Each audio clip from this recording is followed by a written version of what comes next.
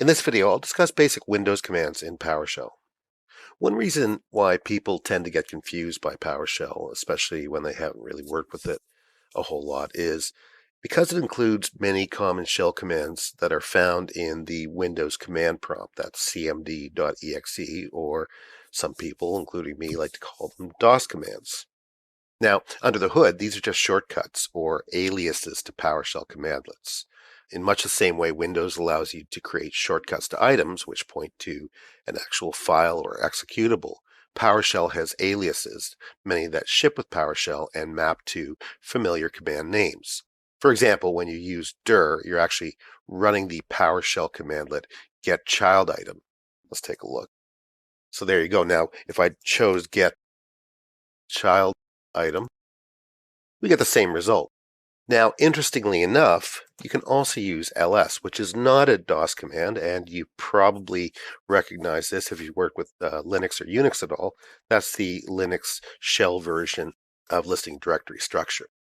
Now, let's take a look at some of them. For instance, we have cd.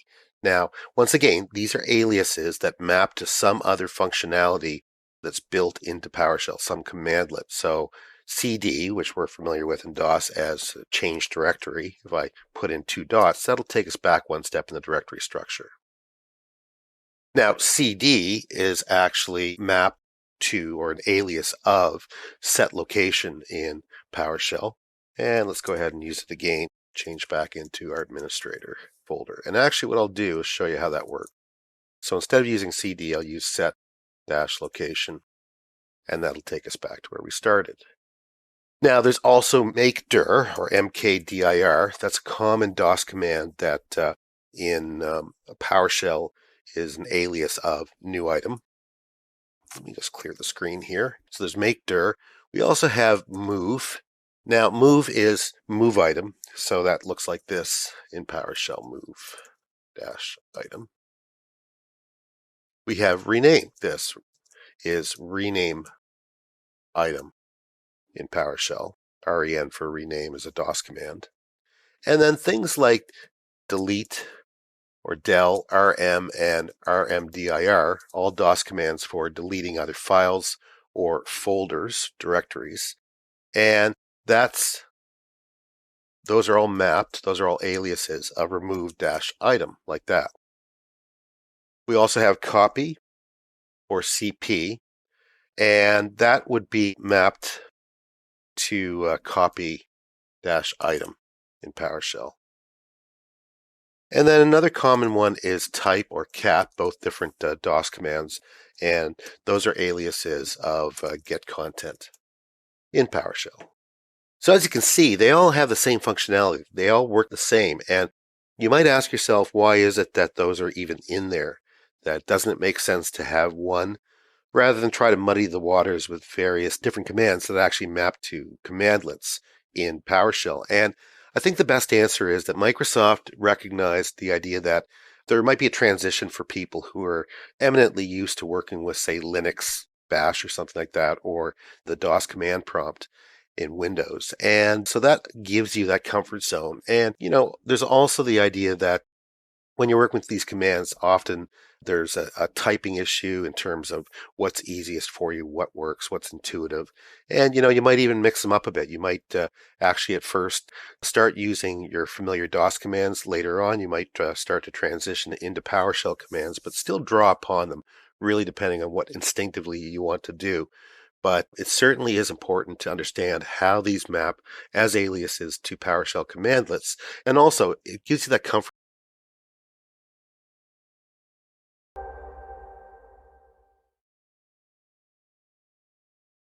In this video, I'll explain several common PowerShell commands.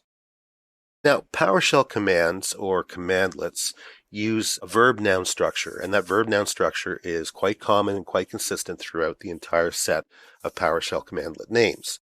And I'm going to show you a few of the common ones, the ones that you'll be using very quickly when you start working with PowerShell.